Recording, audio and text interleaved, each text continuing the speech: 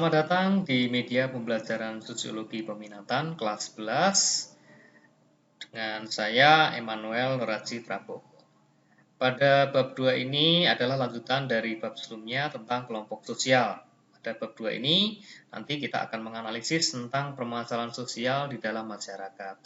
Sebelumnya saya akan menyampaikan dulu kompetensi dasarnya. Kompetensi dasar pengetahuan atau titik 2, 3.2 yaitu menganalisis permasalahan sosial dalam kaitannya dengan pengelompokan sosial dan kecenderungan eksklusi sosial di masyarakat dari sudut pandang dan pendekatan sosiologis. Kemudian kompetensi dasar yang 4.2 atau keterampilan yaitu memberikan respons dalam mengatasi permasalahan sosial yang terjadi di masyarakat dengan cara memahami kaitan pengelompokan sosial dengan kecenderungan eksklusi dan timbulnya permasalahan sosial. Baik, sebelum kita membahas tentang permasalahan sosial, saya akan menampilkan 2 slide dan beberapa gambar yang nanti kita akan mengarah ke pengertian apa itu permasalahan sosial. Slide yang pertama ada 4 gambar di sini. 4 gambar yang sama yaitu tentang permasalahan sosial, tetapi permasalahan ini terjadi atau dilatar belakangi oleh peristiwa-peristiwa yang berbeda. Gambar yang pertama kalau kalian lihat ada satu kelompok anak remaja sekolah, baik laki-laki maupun perempuan yang sedang merokok. Jelas ini melanggar tata tertib sekolah. Kemudian gambar yang kedua ini tentang pergaulan bebas yang terjadi anak muda pada zaman sekarang ya. Lalu permasalahan sosial yang ketiga kalau kita lihat di gambar ini tentang lingkungan kumuh di pinggiran sungai.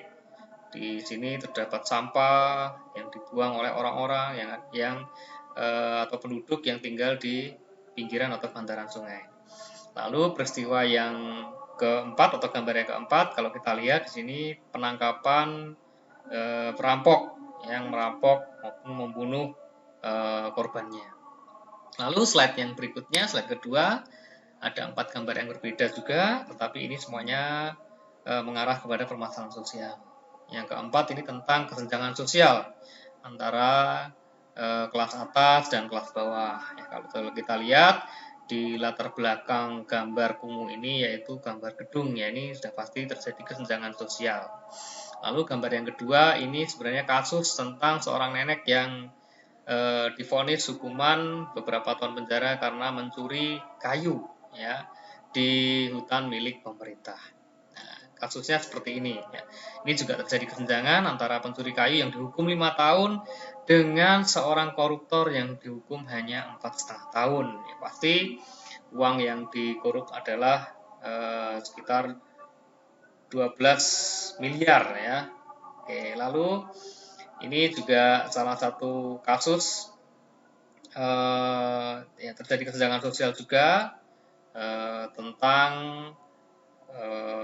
korupsi ya. Oke, lalu kita lanjutkan. Apa itu pengertian dari permasalahan sosial? Baik, permasalahan sosial pengertiannya adalah kondisi sosial yang dipandang oleh suatu masyarakat berbahaya bagi anggota masyarakat dan harus diatasi. Itu pengertian dari masalah sosial. Jadi masalah sosial itu kondisi, ya, kondisi sosial yang dipandang atau dilihat oleh masyarakat itu dianggap berbahaya. Ya, dan peristiwa itu mampu diatasi. Pasti semua permasalahan sosial itu pasti bisa diatasi, termasuk di dalam gambar ini yang kalian lihat di slide ini ya. Oke, lalu yang kedua setelah pengertian permasalahan sosial juga didasarkan pada 3 teori permasalahan sosial. Teori yang pertama yaitu teori fungsionalisme, yaitu masalah sosial muncul pada saat anggota atau bagian masyarakat tidak menjalankan fungsinya dengan baik, sehingga menyebabkan ketidakteraturan sosial.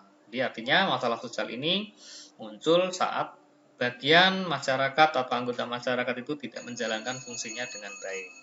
Latar belakang munculnya teori fungsionalisme ya ada 2. Yang pertama adalah patologi sosial, yaitu masalah sosial itu muncul karena proses sosialisasi yang tidak sempurna. Contohnya seperti kenakalan remaja, kejahatan, dan kekerasan.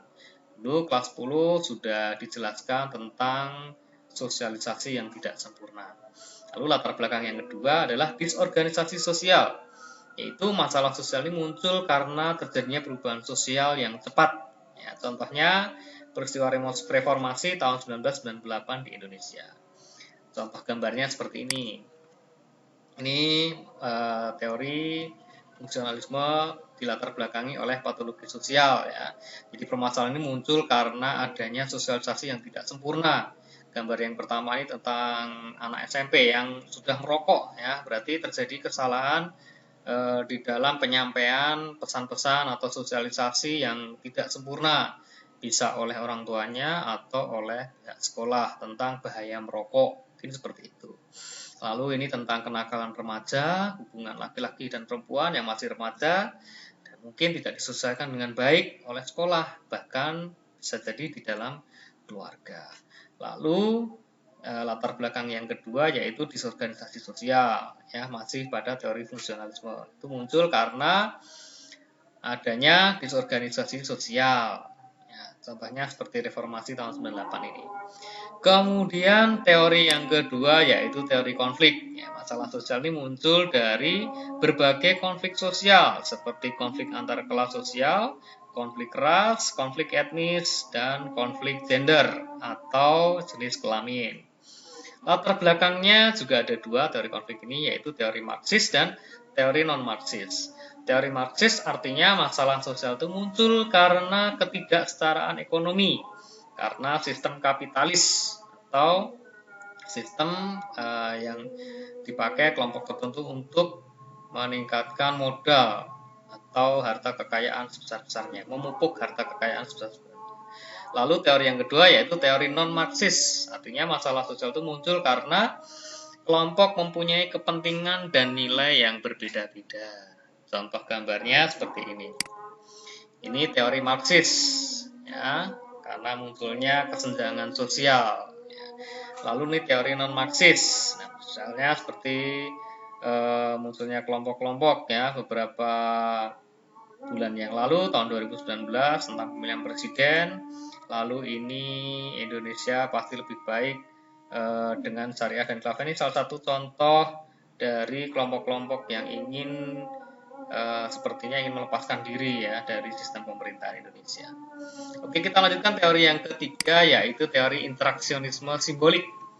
Yaitu masalah sosial sebagai interaksi simbolis antara individu yang tidak mempunyai masalah sosial dan individu yang mempunyai masalah sosial yang mengarahkan individu yang tanpa masalah itu berperilaku seperti individu yang bermasalah. Jadi, interaksi simbolis ini sebenarnya individu yang tidak mempunyai masalah itu diarahkan oleh individu lain yang bermasalah. Akhirnya muncullah permasalahan sosial. Lalu, teori interaksi simbolisme ada dua bentuknya. Yang pertama adalah labeling teori, yaitu suatu kondisi sosial, kelompok, atau masyarakat tertentu yang dianggap bermasalah karena kondisi itu sudah dicap bermasalah. Lalu yang kedua, konstruksionisme sosial, yaitu melihat bahwa individu berinteraksi dengan orang-orang yang mendefinisikan kejahatan sebagai suatu hal yang positif. Nah, contoh gambarnya seperti ini. Nah, ini labeling teori. Jadi masyarakat sudah mencap kelompok-kelompok seperti ini yang yang membuat masalah sosial, seperti kelompok punk, kemudian orang-orang yang mentato tubuhnya, seperti itu. Lalu yang kedua, bentuk konstruksionisme sosial, yaitu masalah ini muncul karena beberapa kelompok itu menganggap masalah sosial itu bukan masalah, ya, seperti gambar ini misalnya beberapa perempuan yang menjual dirinya ya atau prostitusi. Oke, terima kasih. Ini materi untuk pertemuan yang pertama atau bagian pertama. Nanti pada pertemuan berikutnya kita akan melanjutkan.